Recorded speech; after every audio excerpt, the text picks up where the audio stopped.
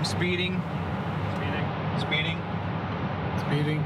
5, 4, 3, 2, 1. The world is changing faster than ever. What used to take decades is now taking years or even months. What you see right now is the illusion that people have had for many decades about the workplace being this secure place to work the rest of your life. For the first time in the history of our nation, our children will not do as well as us. We've seen our friends get laid off. We've been laid off. We've had our pay cut. People are overworked and underpaid. They seem to have less time and less freedom. They live under constant pressure. This is going to be forced. And so even if your employer loves you, they may have to cut you. There's something wrong that on Monday morning, the heart attack rate increases by 35%. Technology is accelerating, job security is declining. It just doesn't seem like the old models of making a living are as reliable as they used to be. Every aspect of our lives, there's a better way out there, but we're still doing it the old way. We live in the greatest country on the planet, and there are a lot of people sitting around complaining and being cynical. Like everyone's whining about this old model, and I'm like, why don't you leave it?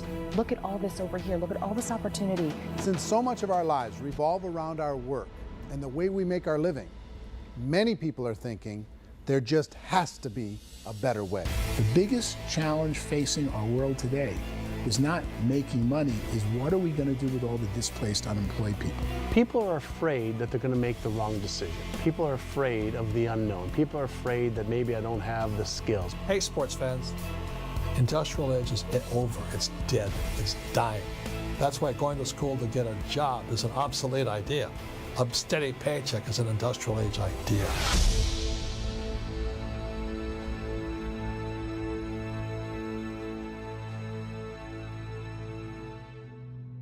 It's the search for answers that has brought us here together today.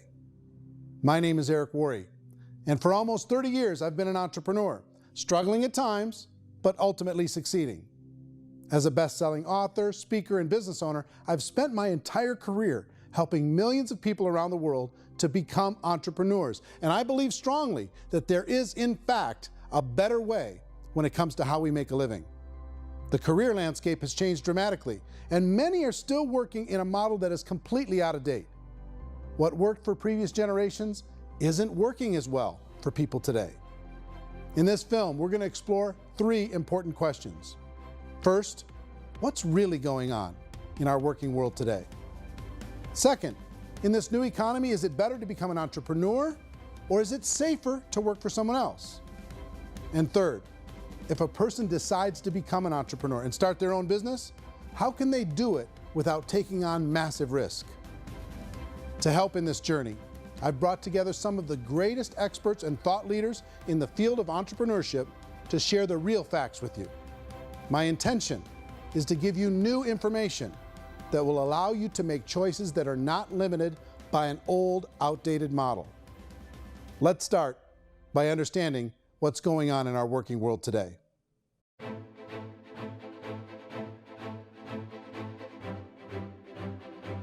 Let's look at unemployment. 30–40% of the people are honestly not working, but would be working. What our government does is if you haven't found a job in 6 months, we don't call you unemployed. We pretend you dropped out of the labor force. I've often said that unemployment, particularly structural unemployment, that's unemployment due to technological changes, is the first sign of economic growth. Think of it, 10 people live on an island. They go out every day and fish. One day, new technology shows up. A missionary brings them a net. Now, using the net, one pilots the boat, one throws the net. 2 fishermen can do all the work 10 used to. That's a 500% increase in productivity, 2 doing the work of 10, in one day. You don't have to learn a lot to learn how to throw a net instead of throw a fishing line. The island's got a big problem, 80% unemployment. But the island still has all the wealth of the fish because the 2 people produce as much fish as 10 did.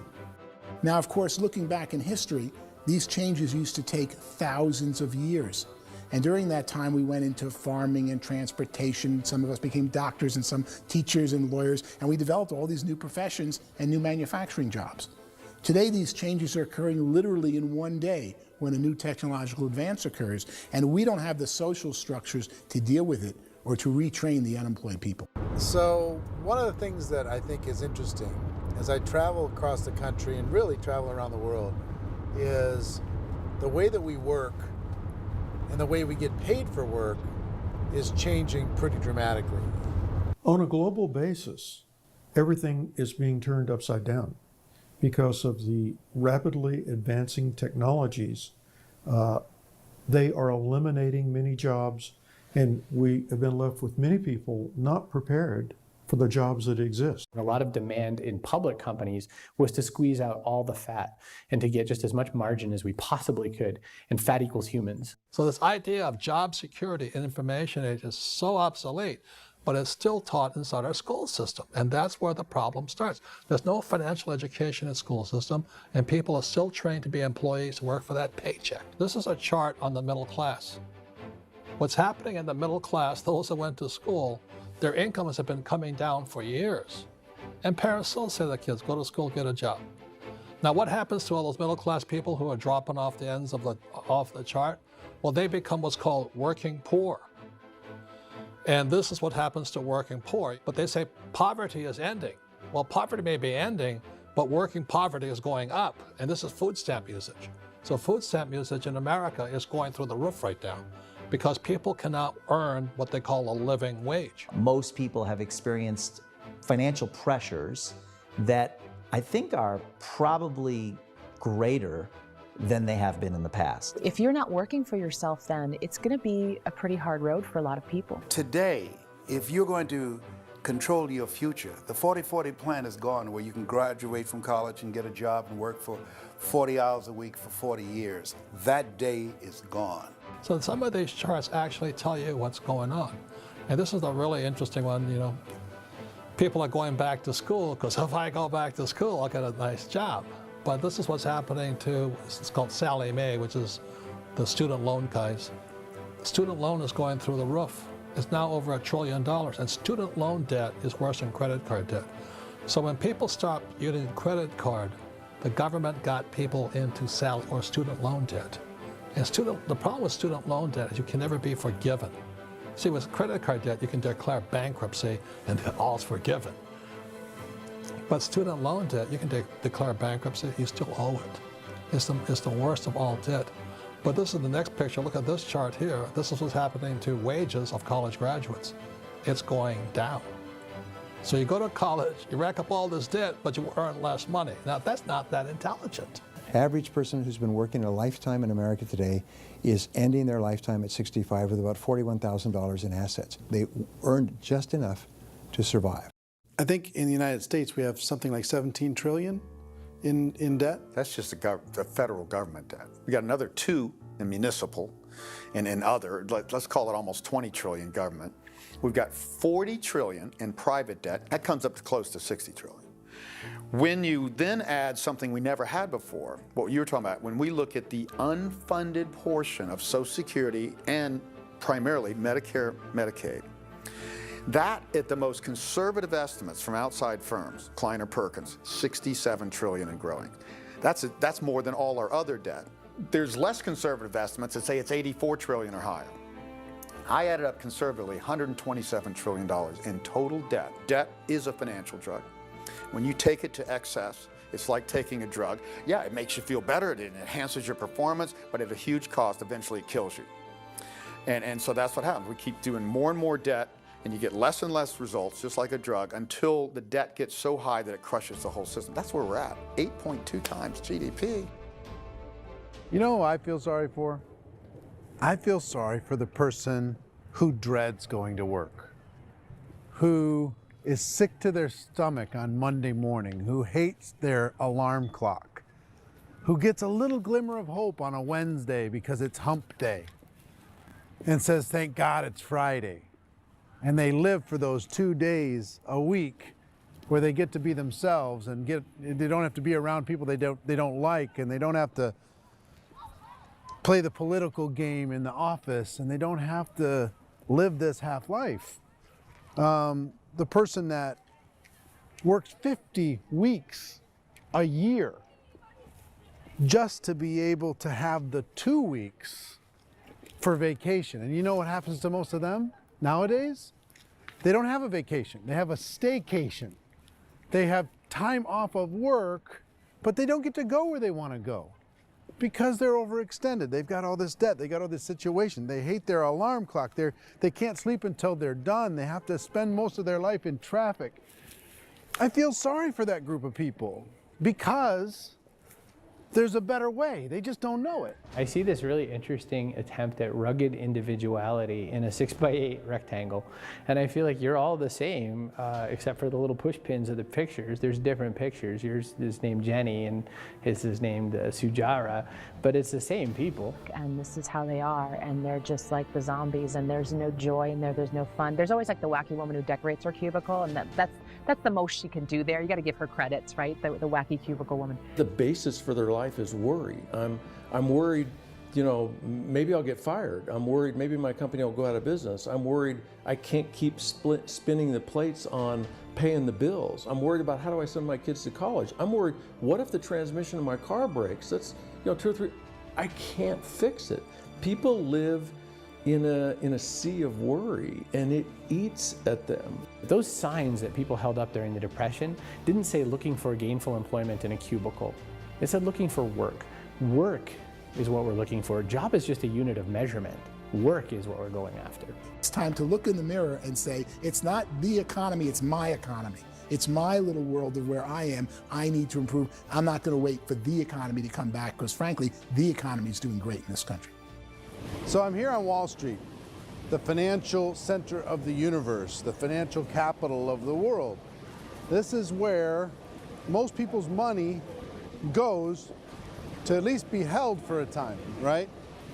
With interest rates in banks being effectively zero, and many experts are predicting it's going to stay at zero for the next 10, 20, even 30 years, people feel like they don't have any choice but to put their future into equities, to put their future into the hands of other people on this stock market, and hope that the stock market goes up, hope that the stocks that their advisors pick or that they pick goes up.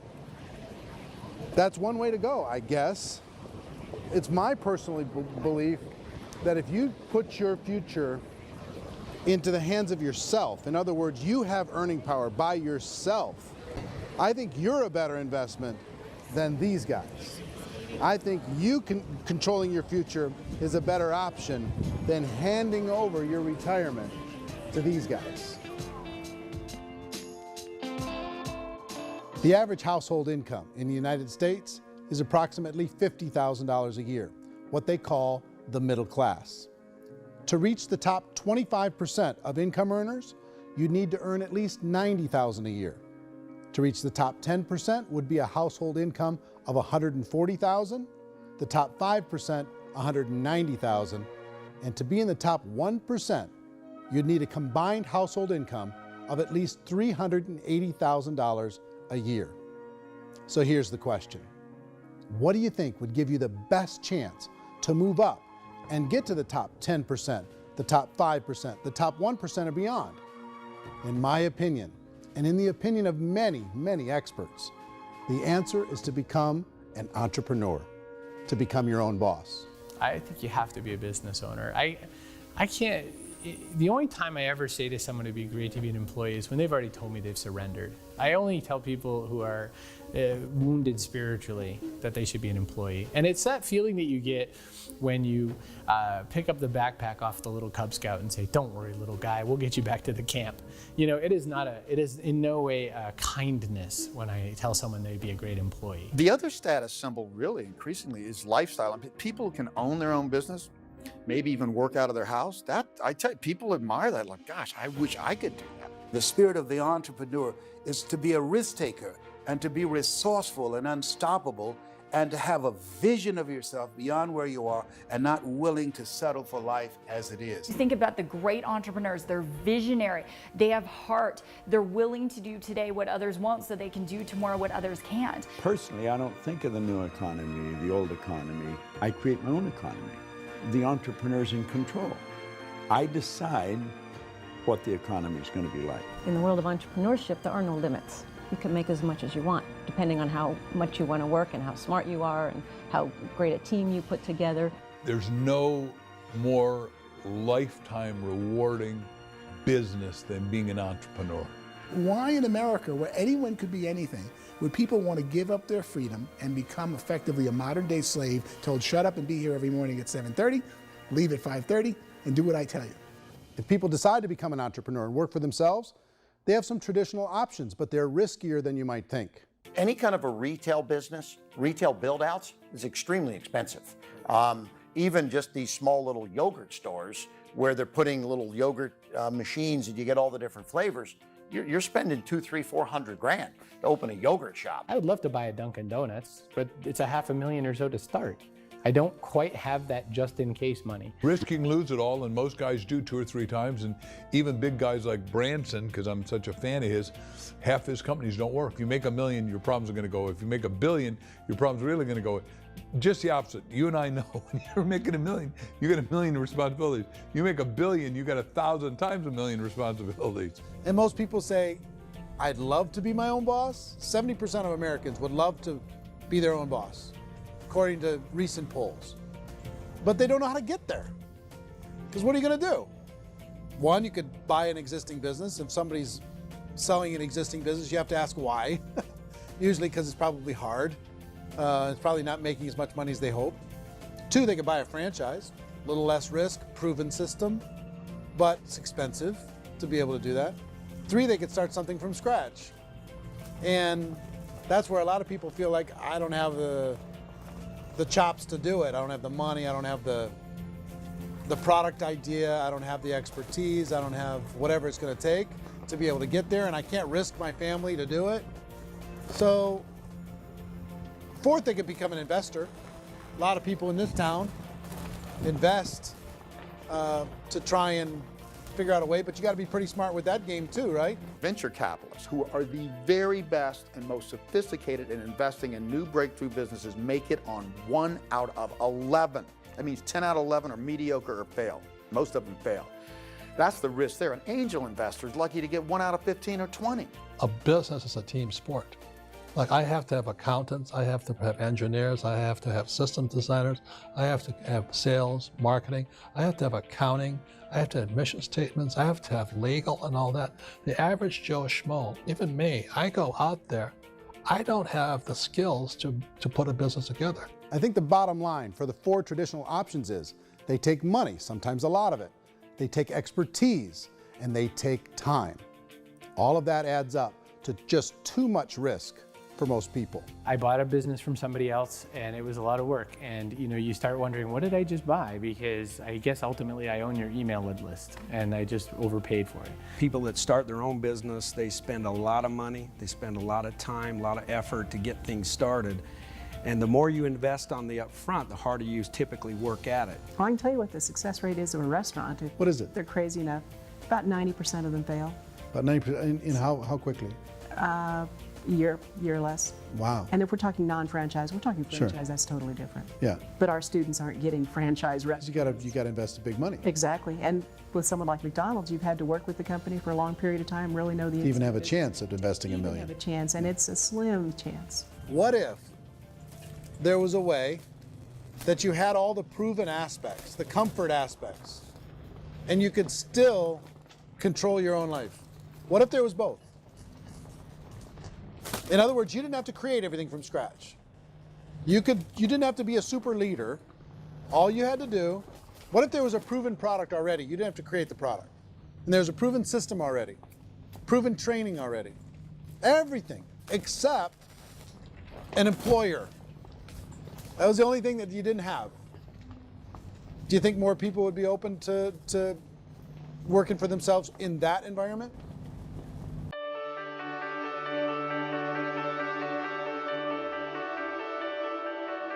In our search for a better way to make a living, we've come to the conclusion that becoming an entrepreneur is actually safer than being an employee.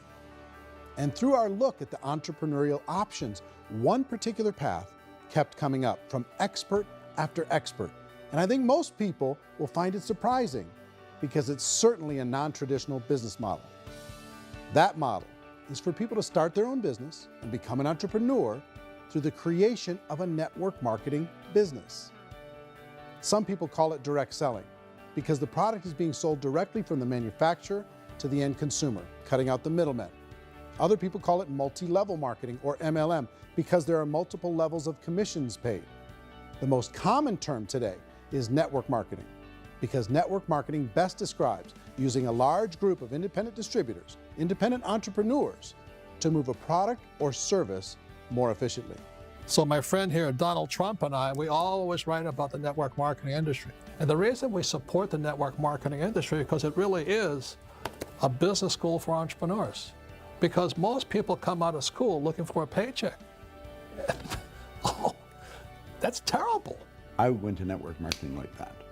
I think if it didn't exist, we should invent it. It is that good. I think direct selling is a great way to do business today. It's very easy to get into that industry, and you can be self-employed, be, in effect, an entrepreneur. When we see multi-billionaires adding network marketing companies to their portfolio of companies, that would be a clue. When we see people who are very famous authors and very famous business people endorsing the industry, that would be a clue.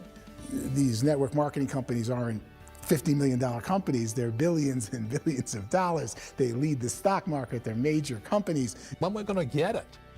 You know, and you're going to school to work for a paycheck, but if you want to be rich, be an entrepreneur, and network marketing gives you the spirit to be an entrepreneur. A traditional company will spend up to 50% of their total revenue on marketing.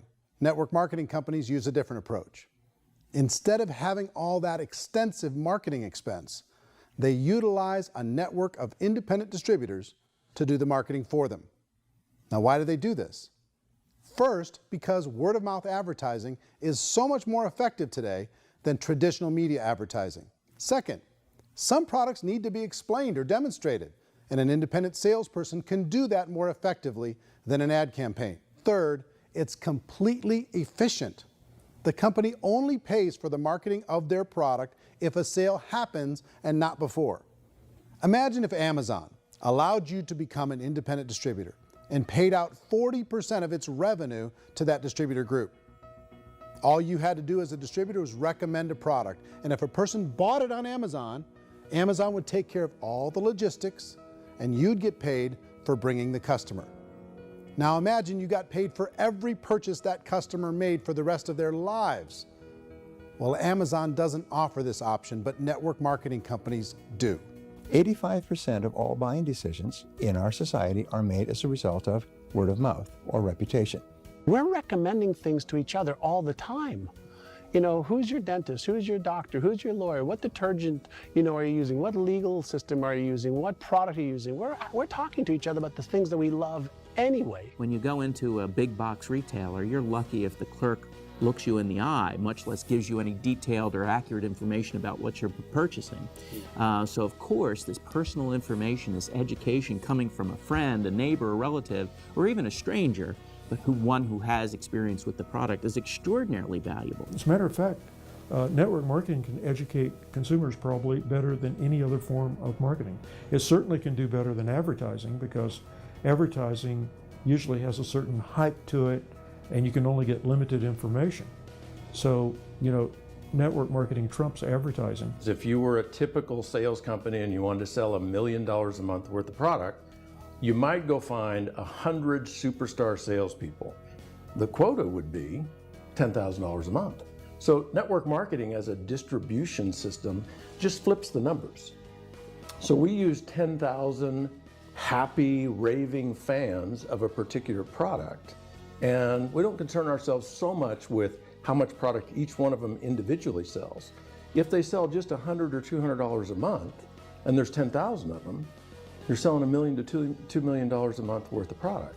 And that's the best way I can explain how network marketing works. This is the marketing arm of the company. There's not money being wasted on bricks and mortar. There's not money being wasted on inventory that's sitting stagnant somewhere. There's not employees standing around that don't have customers. These are people that are going to connect with customers. These companies allow people to become independent distributors for extremely low cost and with no minimum time or sales quota. Essentially, they own their own business and can provide as much or as little sales as they choose. In other words, the distributor gets all the benefits of traditional business ownership without the risk. The advantage of network marketing is the ease of entry, the low risk, and the low startup cost, because almost everything else has very high risk. You can get in for a minimal investment. You're buying into a system that's already been proven, products or services that have been proven to work. The keys to network marketing is providing an opportunity for the masses to get involved, providing an opportunity for the average person who doesn't have the resources to start their own business. All of this so far is fairly straightforward, but network marketing offers another benefit, and it's this benefit that makes it so interesting for entrepreneurs. Network marketing allows a distributor to build their own network of other distributors and then compensates them on the sales created by that entire group. Direct selling is, at its base, very simple. It's the sale of a product or service to an individual on a face-to-face, one-on-one basis, just the way we're talking right now.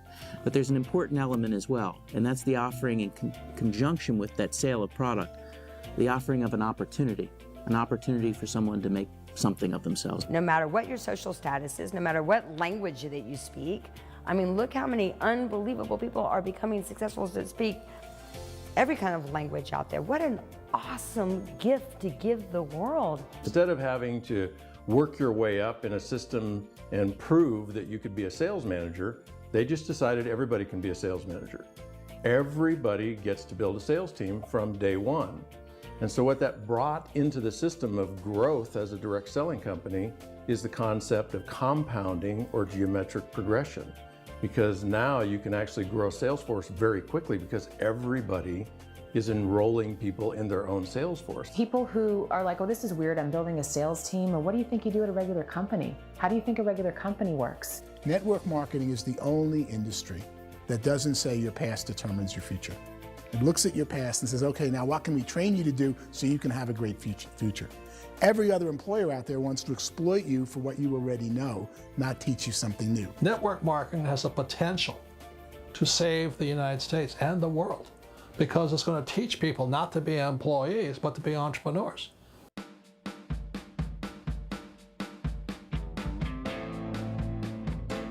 According to the Direct Selling Association, if you add up all the network marketing companies around the world, they combine to do over $178 billion a year in retail sales.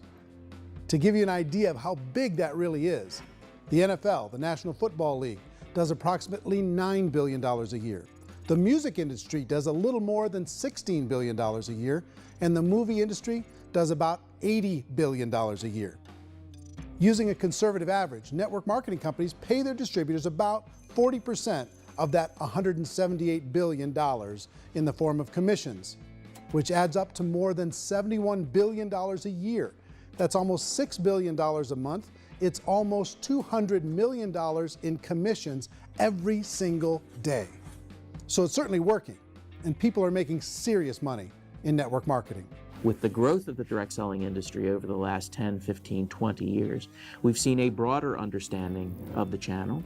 We have seen more and more people getting involved in the business, so our penetration in the marketplace has increased, and thus the understanding in the marketplace of who we are has increased. And we've seen non-direct selling companies look at the direct selling model and say, something's going on there. People are making money, companies are being profitable, individuals are being motivated, product is being delivered to market.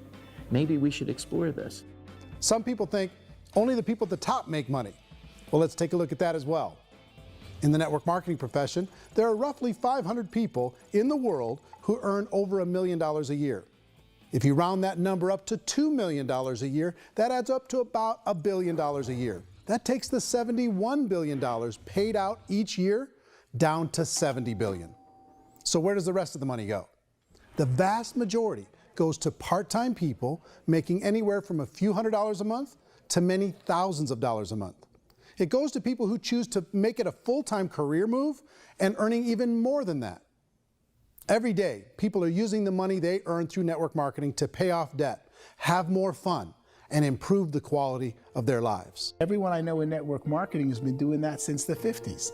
They go to work when they want to go to work. They stop working when they want to take time with their children to have a leisurely breakfast and discuss issues and driving to school. They go back to work when they get home, wherever they're working out of. The biggest thing that I've seen is people that have become much happier in their life. MLM has probably made more millionaires of more people in more countries, and I've spoken to them in 67 countries, than any other single form of business, starting from nothing. If they have a choice between working a job for the next 10 years or working a network marketing business for the next 10 years, the result of working the network marketing business will be better.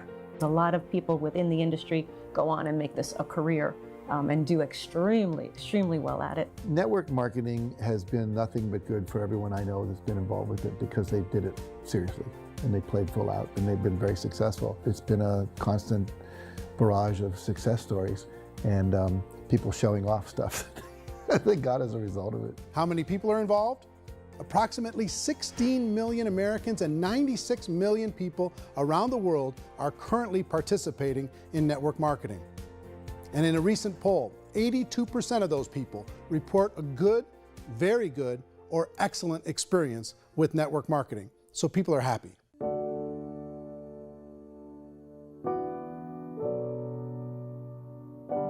So I've taken a look at the network marketing profession and really tried to understand why so many people are confused as to the validity of this as a business. One is this pyramid shape.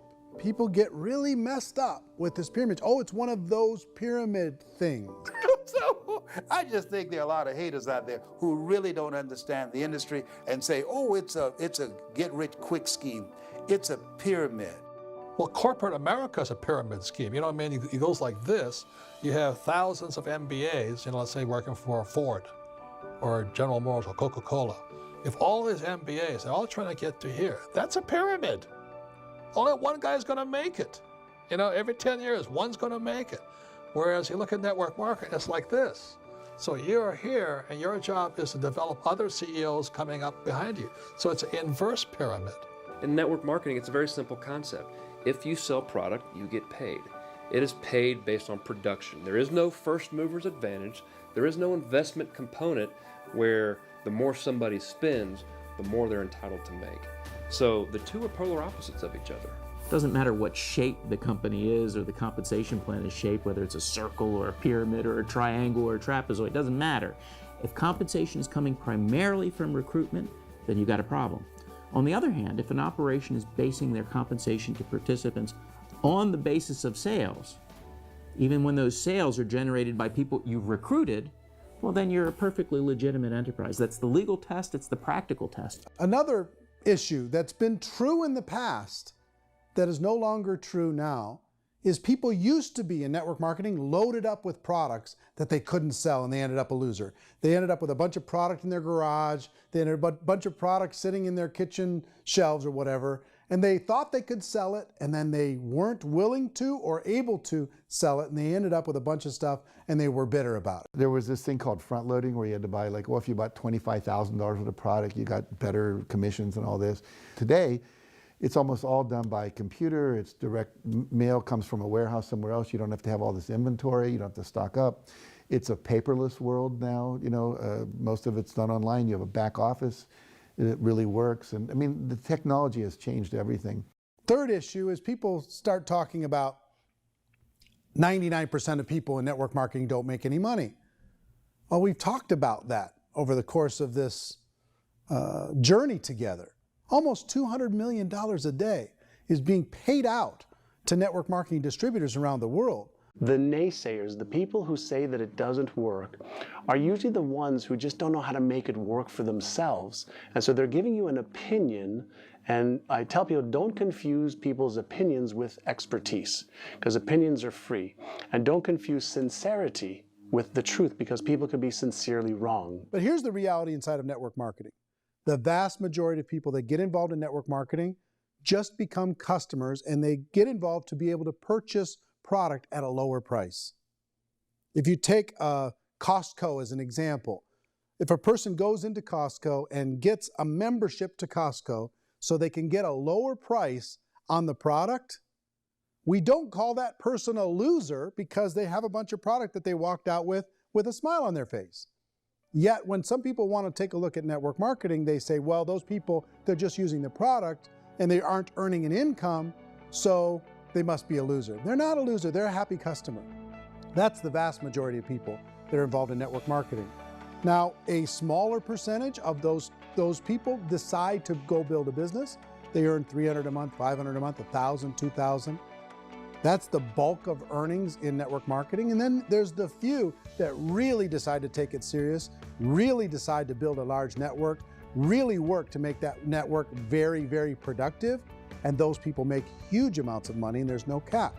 What I do as an outside economist, just somebody looking at this industry like any other industry I speak in, and say, look, what's the realities of this? 1% do incredibly well. 10% generate some additional income at pretty low risk and effort. That's not, and 90% of people roughly end up customers. One thing that I think is real when it comes to people's perceptions about network marketing is people put this, and distributors, I think, involved in network marketing have some responsibility for this.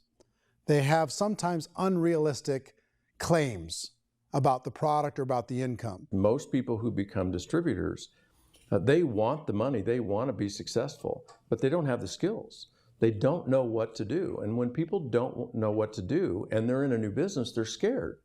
And when they're scared, they panic and desperation kind of sets in. So they think everyone they talk to has to get in. So if I talk to you and you say, well, no, I don't have time to do that, they're like, no, I need you. You have to do this or I won't be successful. So I start clawing on you. I start that desperation. So then I start making claims about the product, which are not appropriate, probably not even true. Or I start saying, oh, let me show you how you can make all this money and you don't have to do anything, Eric. And so you just totally misrepresent the opportunity, and you're clingy with people because you think you need everybody to be successful, and you don't. You know, one of the messages that I try to deliver most forcefully to companies as well as salespeople in direct selling is that you don't have to overpromise.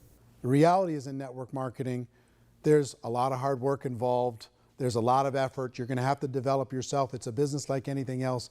It's going to take some time, but in my opinion, it's better.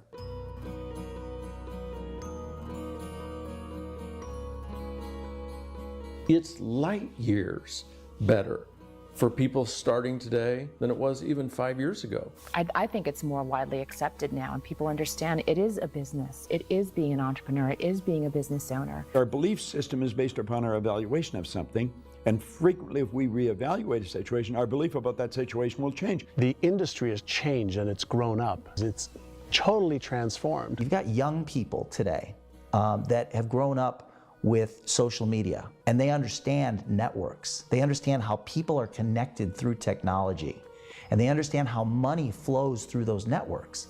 So when they see network marketing, they don't see it the way their parents saw it. And we've all learned, the larger industry that you represent, has all learned from those mistakes and flaws and errors that have happened early on. Early algorithms didn't work the right way. That's all fixed. It's like when they design a computer program, they design the program, then they run it, and then they go back through and they debug it.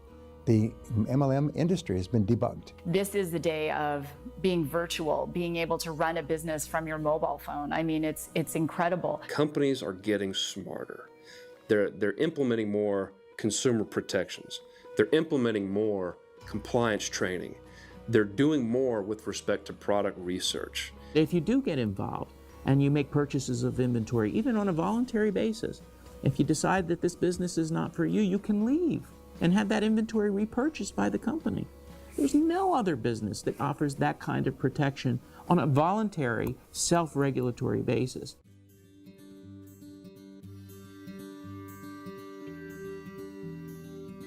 If you decide to look further into a network marketing business in order to generate more cash flow for your family, I would recommend reviewing the following 4 elements. First is the product or service. And on the product or service, I would ask 5 important questions. 1, do you like it? Is it something you would feel comfortable sharing with others? 2, is there a recognized need in the marketplace? It's hard to create a need if one isn't naturally there. 3rd, does the product meet that need? Does it solve a legitimate problem for consumers? And 4th, is it priced to sell? Can it compete in the marketplace? And fifth, is it priced for profit?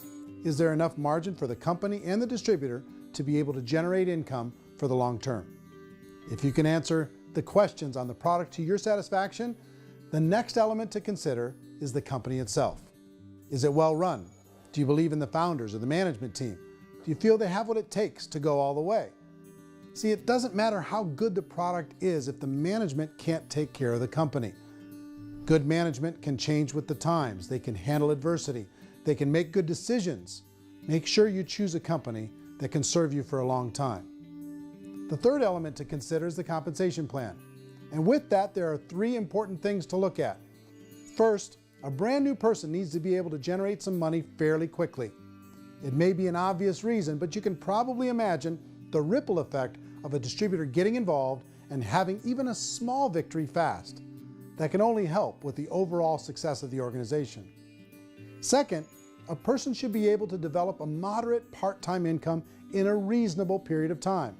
As they develop their network and as their sales grow, they should be able to enjoy more benefits. And third, for the people who are really serious, for those who decide to really go pro in the network marketing profession, there should be the possibility to make a serious full-time income if they work hard and are committed to developing their skills. If you're comfortable with the product, the company, and the compensation plan, the last thing you should look at is the support that will be made available to you. Does the company have a website?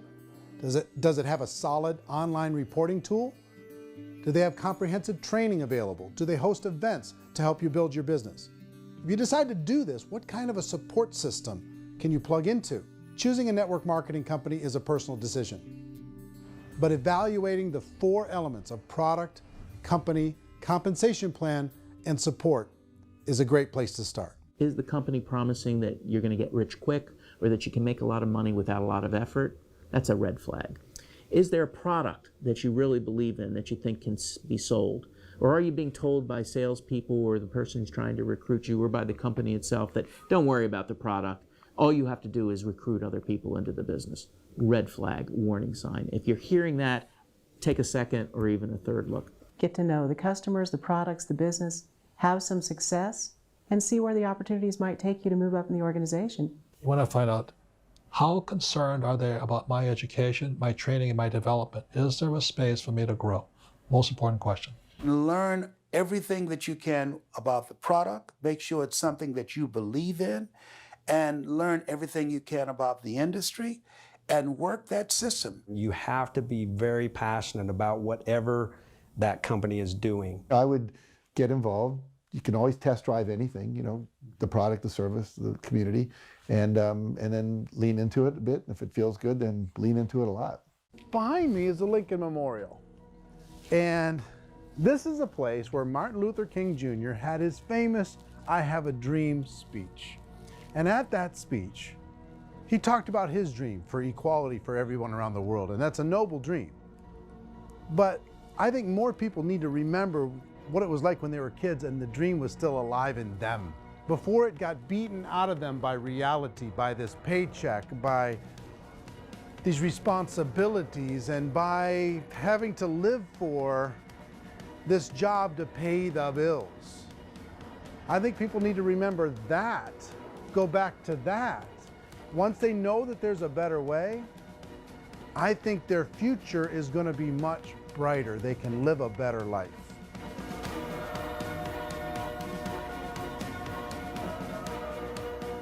So if you're considering getting involved in a network marketing company, let me offer you just a few pieces of advice.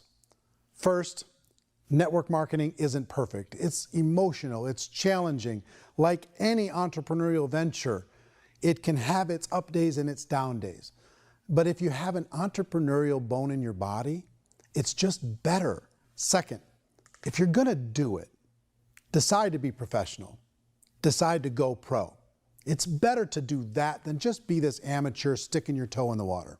Third, as any professional, you're gonna have to learn some new skills. And I promise you, inside of the network marketing profession, they're not too difficult to learn. Fourth, like anything worthwhile, it's gonna take some time. Don't expect that you're going to get to the finish line right out of the gate. And fifth, it's worth it. It's worth it to be able to take charge of your life again. It's worth it to be able to control your own financial situation. It's worth it for the people you're going to be able to spend time with. It's worth it for the things you're going to be able to see and the experiences you're going to be able to experience. It's worth it for the causes you're going to be able to contribute to, the lives you're going to be able to touch, the customers you're going to be able to help, the friendships you're going to be able to develop. I promise you, it's worth it. Remember, most people are searching for answers just like you are. But I do have to tell you the catch to network marketing. If there is a catch, if you want to understand this from an emotional point of view, people say, well, it sounds too good to be true. It's not, it's hard work. But here's the catch. Most people still don't understand it. So you're going to have to endure the loss of social esteem from ignorant people.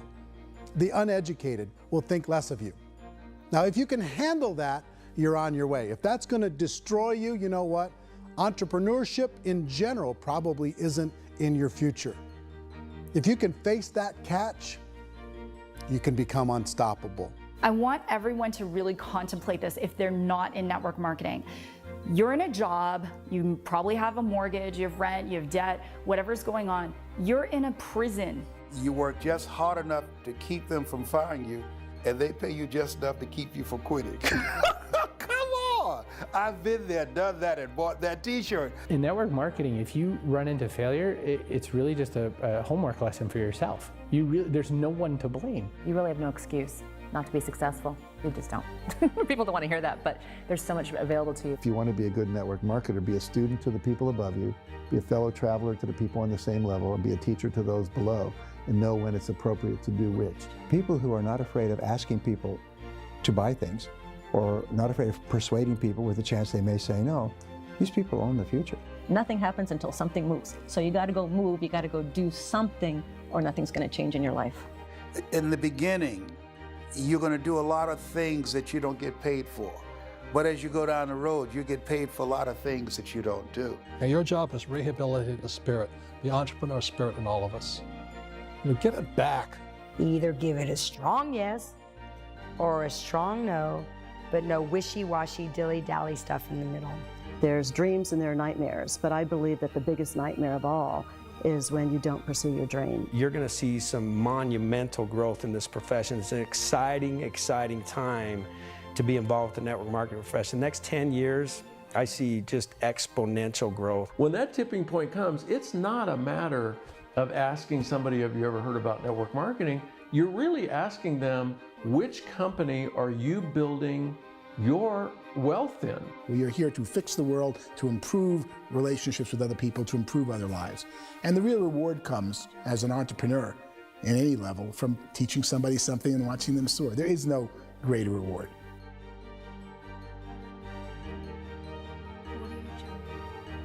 Life's too short to spend it living someone else's dream instead of your own. It's too short to spend it living at a fraction of your potential. Can being an entrepreneur be a challenge at times? Sure. But here's what you get in exchange. It can be yours. Something that you built, something that you created, something that you made happen. This balloon represents your dream. It represents entrepreneurship. My wish for all of you is that you would reach out and grab it. The choice is up to you.